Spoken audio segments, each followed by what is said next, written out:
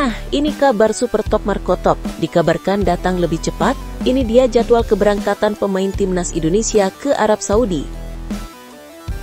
Sampai diakui media Italia, lawan timnas Indonesia di round 4 dikabarkan tak benang. Kira-kira ada apakah? Fans Garuda harus simak ini. Nah lo, ada apa ini? Arab Saudi dikabarkan krisis kepercayaan jelang lawan timnas Indonesia. Kira-kira ada apa ya? Yuk saksikan beritanya hingga selesai.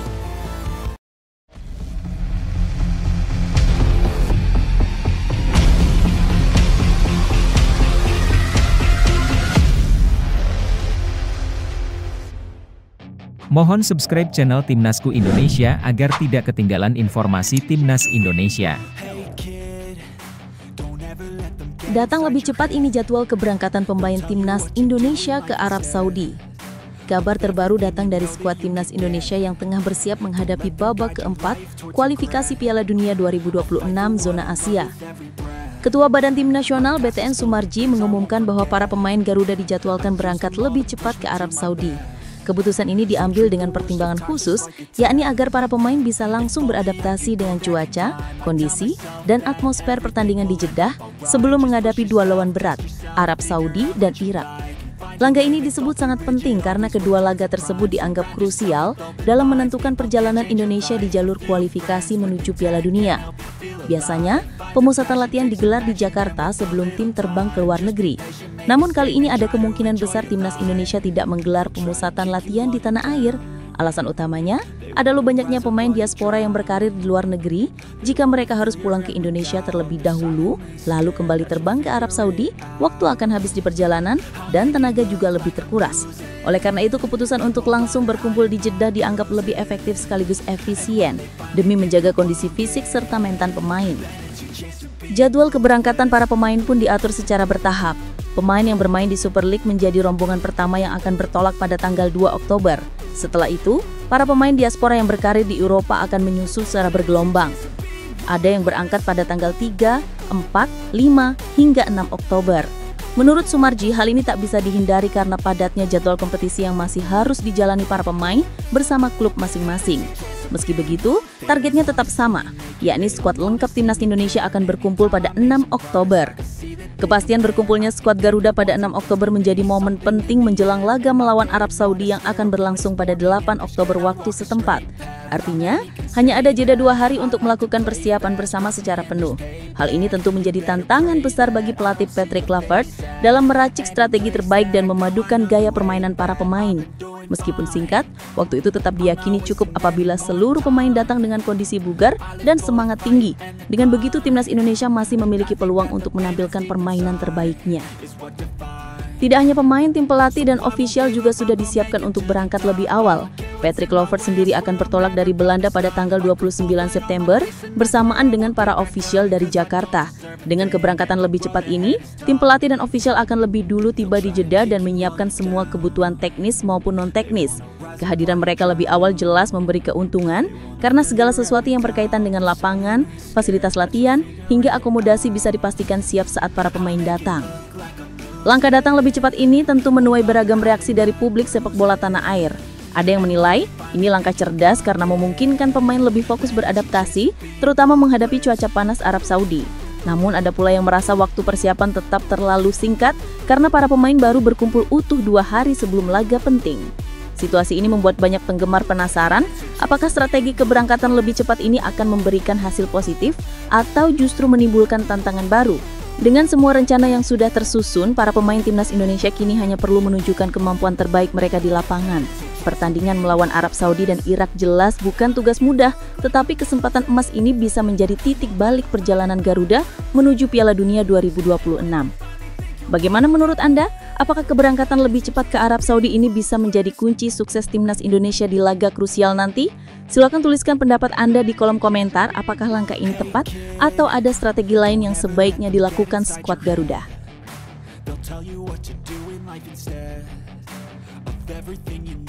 Sampai diakui media Italia, lawan Timnas Indonesia dibikin tak tenang dengan bek Timnas Indonesia.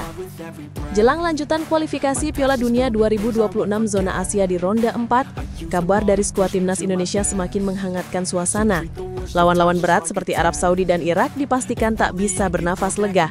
Pasalnya, Garuda kini bukan hanya diperkuat oleh sederet pemain diaspora yang tampil konsisten di Eropa, tetapi juga dipimpin oleh tim kepelatihan terbaik sepanjang sejarah timnas Indonesia. Kehadiran Patrick Kluivert sebagai pelatih kepala menambah percaya diri, sekaligus mengangkat level permainan Indonesia ke standar yang lebih tinggi. Sosok yang pernah menjadi striker kelas dunia itu diyakini mampu meracik strategi jitu yang bisa membuat Arab Saudi maupun Irak kesulitan menghadapi Indonesia. Salah satu kunci kekuatan Garuda kali ini datang dari lini belakang. Bek tangguh Itses kembali mencuri perhatian usai tampil gemilang bersama Sassuolo di Serie A. Dalam laga melawan Udinese, Itses bermain penuh selama 90 menit dan sukses mencegah ketat pergerakan striker lawan. Perannya sangat vital, hingga media Italia, Tutto Mercato Web, melayangkan pujian kepadanya. Mereka menilai Itses disiplin, fokus, serta mampu membatasi ruang gerak penyerang berbahaya lawan. Dengan performa seperti ini, Arab Saudi dan Irak jelas harus berhati-hati jika tidak ingin serangan mereka kandas di kaki sang kapten timnas Indonesia tersebut. Penampilan Itses tak hanya membantu Sassuolo meraih kemenangan 3-1 atas Udinese, tetapi juga membuat dirinya semakin dipercaya oleh pelatih dan fans klub Italia itu. Statistik pun mendukung, di mana ia mendapatkan rating 7,1 dari FotMob, angka yang menempatkannya sebagai salah satu pemain terbaik dalam laga tersebut. Keberhasilan menjaga lini pertahanan Sassuolo tetap solid, menjadi modal berharga ketika ia kembali memperkuat timnas Indonesia. Tidak berlebihan jika publik percaya bahwa Itses bakal menjadi tembok kokoh yang sulit ditembus lawan, termasuk penyerang-penyerang top Arab Saudi. Bagi timnas Indonesia ini adalah keuntungan besar. Dengan pengalaman menghadapi striker-striker Eropa, Itses sudah terbiasa melawan pemain berkelas yang memiliki fisik kuat dan kecepatan tinggi. Ketika ia turun bersama Garuda, para penyerang Arab Saudi maupun Irak yang biasanya leluasa di lini depan dipastikan akan menghadapi tantangan berat. Hal inilah yang membuat banyak pihak yakin bahwa timnas Indonesia bisa memenangkan pertandingan dengan relatif mudah, meskipun kedua lawan dikenal sebagai tim kuat Asia. Bahkan, tak sedikit pengamat yang menyebut kehadiran Itses adalah pembeda yang bisa mengubah jalannya pertandingan. Kekuatan Garuda juga semakin lengkap dengan hadirnya Patrick Kluivert di bangku pelatih. Kluivert membawa filosofi sepak bola modern yang mengutamakan keseimbangan antara pertahanan dan serangan. Di bawah asuhannya, skuad Garuda diharapkan bisa tampil lebih disiplin namun tetap agresif. Kombinasi kepemimpinan Kluivert dan kepemimpinan Itses di lapangan menjadikan timnas Indonesia terlihat lebih matang secara taktik. Inilah alasan mengapa Arab Saudi dan Irak diyakini tak akan bisa merasa tenang menghadapi duel ini, karena Garuda kini berbeda dari sebelumnya. Jika melihat momentum ini, optimisme supporter Indonesia pun semakin tinggi. Keyakinan bahwa skuad Garuda bisa mengatasi perlawanan Arab Saudi maupun Irak bukan lagi sekadar mimpi. Pujian dari media Eropa kepada Itses menjadi bukti nyata bahwa kualitas pemain Indonesia mulai diakui dunia. Dengan bek tangguh yang siap menghadang dan pelatih top dunia yang mengatur strategi, timnas Indonesia diprediksi bisa mencatatkan kemenangan penting di ronde 4 kualifikasi. Pertanyaannya kini, apakah Arab Saudi dan Irak benar-benar siap menghadapi kejutan besar dari Garuda? Bagaimana menurut Anda? Apakah dengan kepemimpinan Patrick Kluivert dan performa gemilangnya Itses, timnas Indonesia benar-benar bisa menang mudah atas Arab Saudi dan Irak? Silahkan tuliskan pendapat Anda di kolom komentar. Apakah keyakinan ini realistis atau justru terlalu percaya diri menghadapi lawan-lawan tangguh Asia tersebut?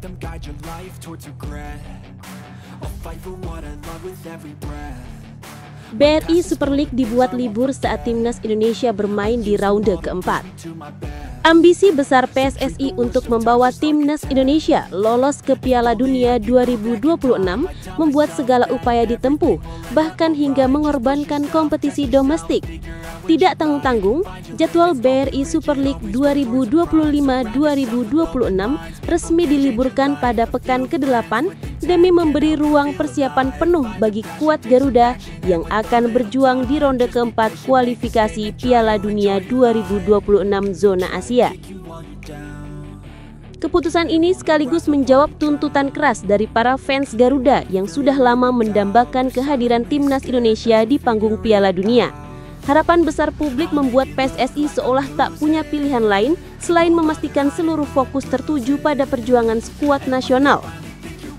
Dilihat dari sisi persiapan, langkah PSSI meliburkan kompetisi domestik memang bisa dipahami. Dari 28 pemain yang dipanggil Patrick Kluivert, beberapa diantaranya adalah penggawa klub-klub peserta BRI Super League. Jika liga tetap berjalan normal, risiko benturan jadwal sangat mungkin terjadi dan mengganggu konsentrasi pemain. Oleh karena itu, penghentian sementara dianggap sebagai solusi paling bijak. Klub-klub pun tampak mendukung, dengan Direktur Utama I-League, Ferry Paulus menegaskan bahwa keputusan ini adalah bentuk sinergi antara Liga dan Timnas Nasional. Semua pihak sadar, momen ini adalah peluang emas yang tak boleh disia-siakan. Meski demikian, langkah drastis ini juga menyimpan konsekuensi. Kompetisi yang diliburkan harus mencari jadwal pengganti di akhir tahun. Pekan ke-8 yang seharusnya dimainkan pada awal Oktober 2025 baru akan digelar ulang pada akhir Desember 2025. Artinya, jadwal padat menanti para klub dan pemain di penghujung musim. Namun bagi PSSI, konsekuensi ini dianggap sepadan jika Timnas Indonesia benar-benar berhasil lolos ke Piala Dunia. Sebaliknya, bila Garuda gagal, keputusan meliburkan liga bisa menjadi bumerang yang mempermalukan wajah PSSI di mata publik. Selain menyiapkan jalur kompetisi, PSSI juga terus memperkuat tim dengan strategi naturalisasi pemain keturunan. Dukungan pemerintah bahkan DPR dilibatkan dalam proses ini, agar Timnas Indonesia memiliki skuad dengan kualitas setara tim-tim kuat Asia. Langkah naturalisasi ini memang sempat menuai pro dan kontra, tetapi di tengah ambisi besar lolos Piala Dunia, mayoritas publik tampaknya mulai menerima. Banyak yang menilai, kombinasi pemain lokal potensial dan pemain keturunan berpengalaman di Eropa bisa menjadi resep ampuh untuk memperkuat Garuda. Tidak heran jika ekspektasi publik kini semakin tinggi. Di sisi lain, kehadiran Patrick Kluivert sebagai pelatih kepala menambah bobot harapan itu. Nama besar Kluivert sebagai mantan pemain top dunia membawa aura baru ke tubuh Timnas Indonesia. Strategi modern yang ia terapkan diharapkan bisa memaksimalkan potensi skuad Garuda. Namun bayangan kegagalan tetap menghantui. Jika dengan segala upaya, mulai dari meliburkan liga, naturalisasi pemain, hingga menghadirkan pelatih top dunia, Timnas Indonesia masih gagal lolos ke Piala Dunia 2026, maka kritik besar akan jatuh ke pundak PSSI. Rasa malu di mata publik bisa menjadi konsekuensi yang sulit ditebus. Kini, seluruh sorotan tertuju pada bagaimana Timnas Indonesia menjawab ekspektasi tinggi ini. Publik tentu berharap segala pengorbanan dan upaya PSSI tidak berakhir sia-sia. Pertandingan melawan tim kuat seperti Arab Saudi dan Irak di ronde keempat akan menjadi ujian sebenarnya. Apakah langkah meliburkan liga, memperkuat tim dengan naturalisasi, dan menunjuk pelatih kelas dunia bisa membuahkan hasil nyata? Ataukah semua itu justru akan dianggap berlebihan bila Garuda kembali gagal? Bagaimana menurut Anda? Apakah langkah PSSI yang meliburkan kompetisi domestik dan mengerahkan segala cara ini sudah tepat demi memastikan Garuda tampil di Piala Dunia 2026? Silahkan tuliskan pendapat Anda di kolom komentar. Apakah ini bukti keseriusan atau justru tanda kepanikan dari PSSI?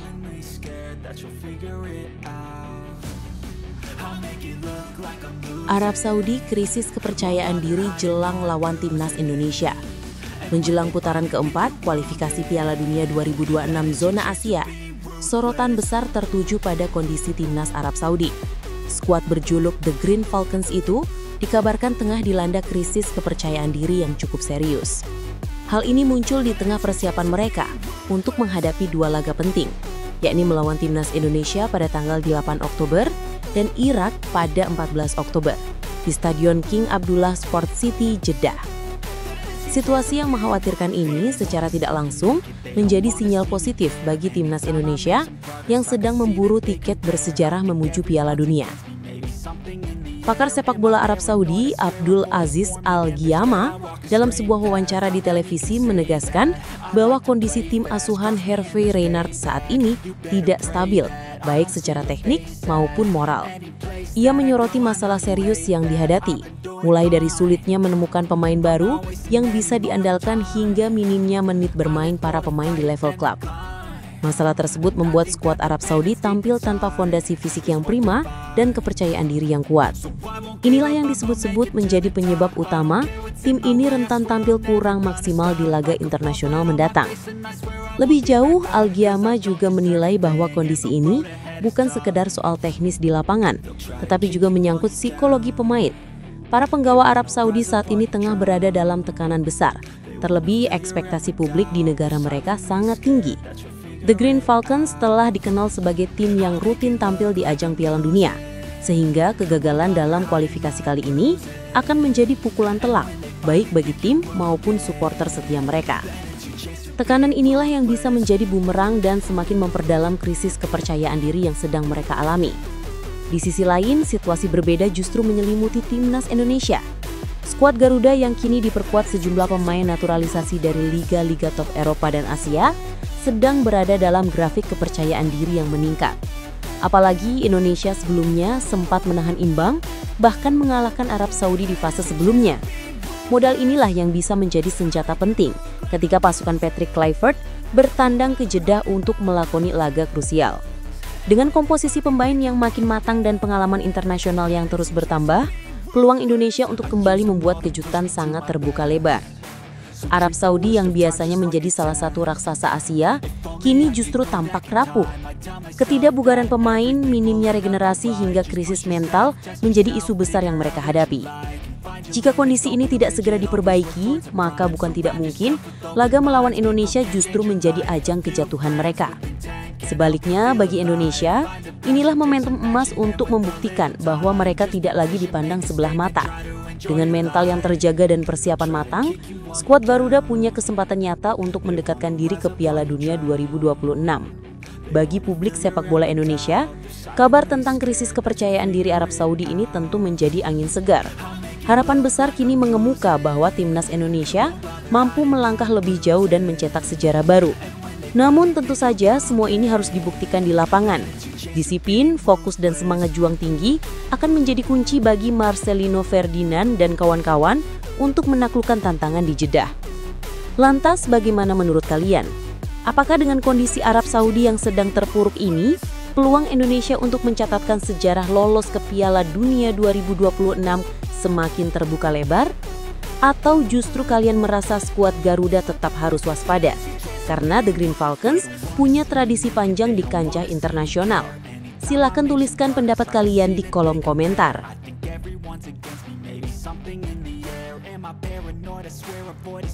Skandal naturalisasi pemain timnas Malaysia jadi pelajaran untuk PSSI.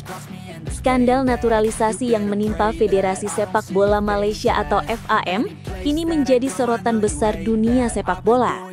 FIFA resmi menjatuhkan sanksi denda hingga miliaran rupiah, serta melarang 7 pemain naturalisasi mereka tampil selama 1 tahun penuh karena dugaan pemalsuan dokumen. Kasus ini langsung menjadi bahan pembicaraan hangat, terutama di kawasan Asia Tenggara. Tidak sedikit yang menilai bahwa peristiwa ini merupakan pukulan telak bagi sepak bola Malaysia.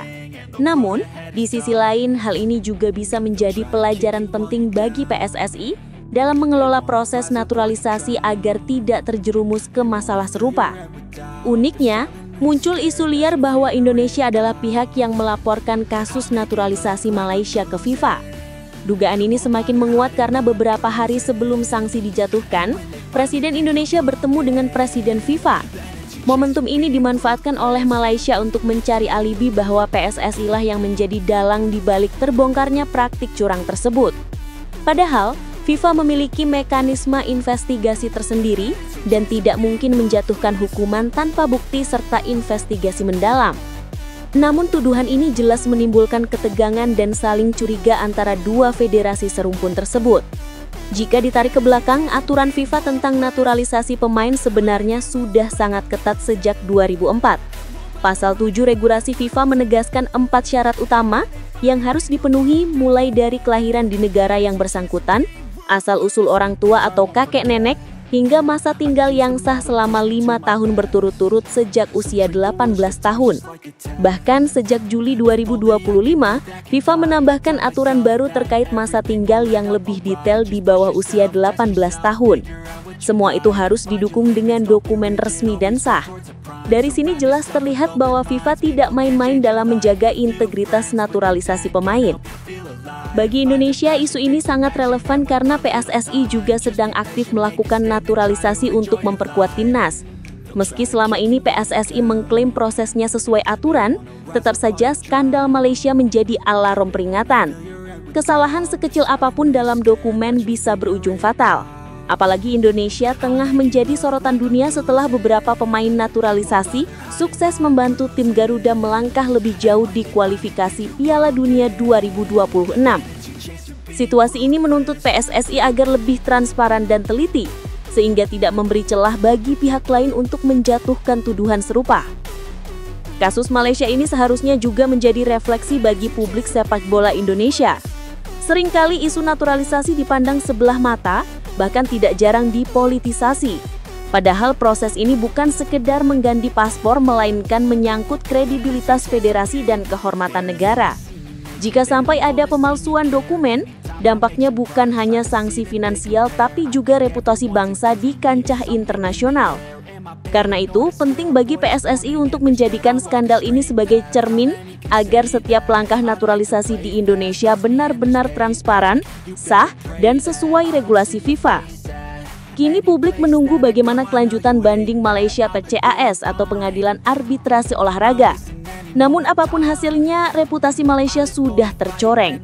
Untuk PSSI, inilah saatnya memperlihatkan bahwa mereka mampu mengelola naturalisasi secara profesional, sekaligus menjawab tuduhan miring bahwa Indonesia yang menjadi pelapor.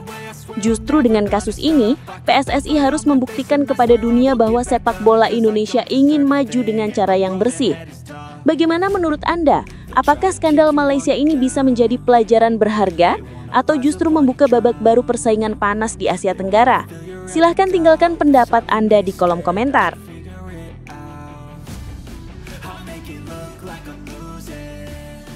Sanksi FIFA untuk Malaysia untungkan timnas Indonesia. Hukuman berat dari FIFA terhadap timnas Malaysia langsung mengguncang peta persaingan sepak bola Asia Tenggara.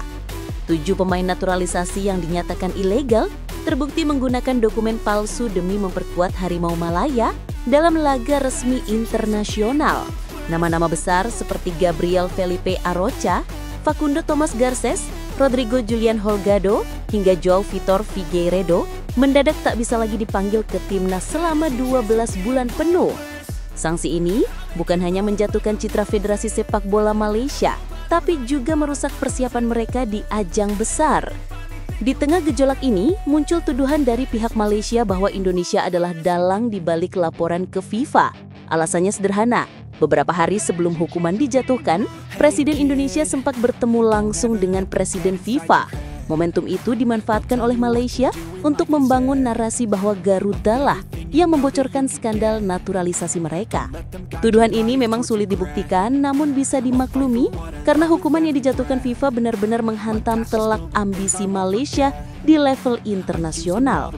Banyak penggemar sepak bola tanah air sempat berspekulasi bahwa hukuman terhadap Malaysia bisa membuat timnas Indonesia otomatis lolos ke Piala Dunia 2026. Namun, asumsi ini keliru. FIFA tidak serta-merta menggeser posisi atau memberikan tiket gratis kepada negara lain hanya karena federasi pesaing terkena sanksi. Lolos atau tidaknya Indonesia tetap ditentukan dari hasil perjuangan skuad Garuda di lapangan. Meski demikian, bukan berarti hukuman Malaysia tak memberi dampak positif sama sekali bagi Indonesia. Salah satu keuntungan nyata bagi Indonesia adalah hilangnya ancaman langsung dari Malaysia di papan peringkat FIFA. Saat ini Malaysia berada di posisi 123 dunia, hanya terpaut 4 strip dari Indonesia yang menempati ranking 119.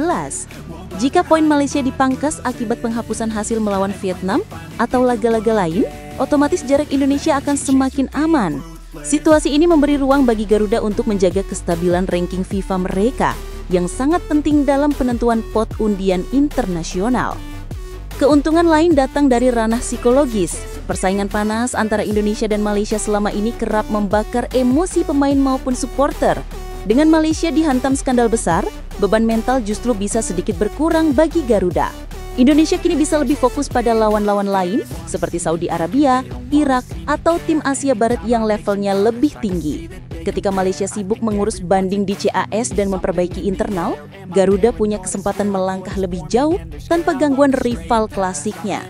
Klub-klub Malaysia pun terkena imbas, terutama Johor Darul Tanjim yang ditinggal 3 pemain asingnya selama setahun penuh. Kekuatan JDT yang biasanya mendominasi Liga Super Malaysia bisa melemah, dan ini berdampak langsung pada kualitas pemain lokal mereka yang terbiasa mengandalkan pemain impor. Sementara itu, Liga Indonesia bisa mengambil keuntungan dengan menjaga momentum kompetitif tanpa terjerat masalah serupa.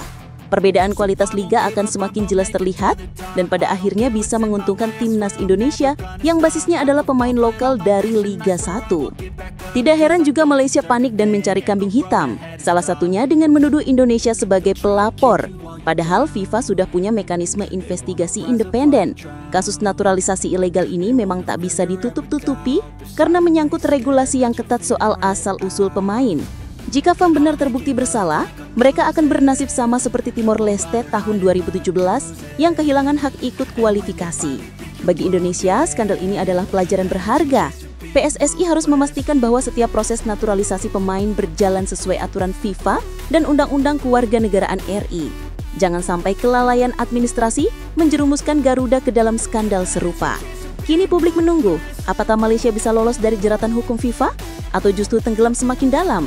Yang jelas hukuman ini sudah membuka peluang besar bagi Indonesia untuk melangkah lebih mantap di panggung Asia.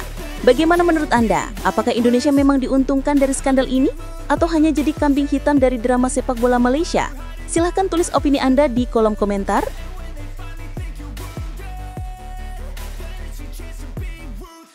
Usai kabar Malaysia dihukum FIFA, China tiba-tiba bilang begini. Kasus naturalisasi palsu yang menjerat Malaysia ternyata ikut menyerat perhatian media internasional. Salah satunya datang dari China yang justru mengaitkannya dengan peluang timnas Indonesia di Piala Dunia. Media China Sohu menilai Indonesia masih jauh dari kata siap untuk bisa menembus turnamen sepak bola terbesar itu. Meskipun saat ini Garuda sedang berjuang keras di bawah asuhan Patrick Kluivert untuk lolos ke Piala Dunia 2026. Komentar ini sontak memicu perdebatan di kalangan publik sepak bola Indonesia, apalagi muncul di saat tetangga serumpun, Malaysia, sedang terpuruk akibat skandal pemain ilegal. Secara materi, timnas Indonesia sebenarnya dinilai sudah punya susunan pemain yang cukup kompetitif. Kehadiran pemain naturalisasi dari Eropa dan Amerika Selatan membuat kekuatan Garuda meningkat signifikan. Namun media China tetap pesimis. Menurut mereka, meskipun Indonesia punya peluang di Piala Dunia 2026, perjalanan untuk menembus putaran final masih terjal karena harus bersaing ketat di round 4 menghadapi raksasa Asia seperti Irak dan Arab Saudi. Dengan kata lain, perjuangan Indonesia masih penuh ketidakpastian meski performanya sedang menaik. Yang menarik, media China lebih menyoroti masa depan Piala Dunia 2030 yang bertepatan dengan 100 tahun penyelenggaraan turnamen ini. Dengan kemungkinan penambahan kuota peserta, seharusnya peluang negara-negara Asia Tenggara semakin terbuka. Namun, anehnya, nama Indonesia tidak masuk dalam daftar kandidat yang diprediksi bisa menembus Piala Dunia 2030. Justru Vietnam dan Thailand yang lebih dijagokan oleh media China untuk mengisi slot tersebut. Menurut ulasan Sohu, Thailand saat ini mendominasi turnamen Asia Tenggara dengan gaya bermain teknis yang konsisten. Vietnam, di sisi lain, dianggap berhasil membangun pondasi kuat melalui investasi jangka panjang pada program pengembangan pemain muda. Bahkan Tajikistan juga disebut lebih punya peluang dengan gaya menyerang yang agresif. Bagi media China, ketiga negara itu memiliki daya saing lebih nyata ketimbang Indonesia, meski peringkat FIFA mereka masih di bawah Garuda. Lebih jauh, media China menilai bahwa kunci sukses Thailand dan Vietnam adalah model pembinaan berjenjang yang jelas. Mereka membangun piramida pengembangan bakat dari usia dini, sekolah, hingga akademi profesional. Hal inilah yang dianggap belum dimiliki sepenuhnya oleh Indonesia. Meski PSSI sudah melakukan langkah-langkah naturalisasi, strategi jangka panjang dalam membina pemain lokal masih dipandang lemah. Kritik ini seolah menjadi tamparan, apalagi muncul setelah tetangga dekat Indonesia, Malaysia, hancur reputasinya karena kasus naturalisasi ilegal. Komentar Sohu ini tentu menimbulkan pro dan kontra di kalangan pecinta sepak bola Indonesia. Ada yang menilai media China terlalu meremehkan perkembangan Garuda, apalagi sejak beberapa tahun terakhir timnas Indonesia mulai menunjukkan taringnya di Asia. Namun ada juga yang menganggap kritik itu sebagai peringatan keras agar PSSI tidak hanya bergantung pada naturalisasi, melainkan juga membangun pondasi pembinaan pemain muda secara serius.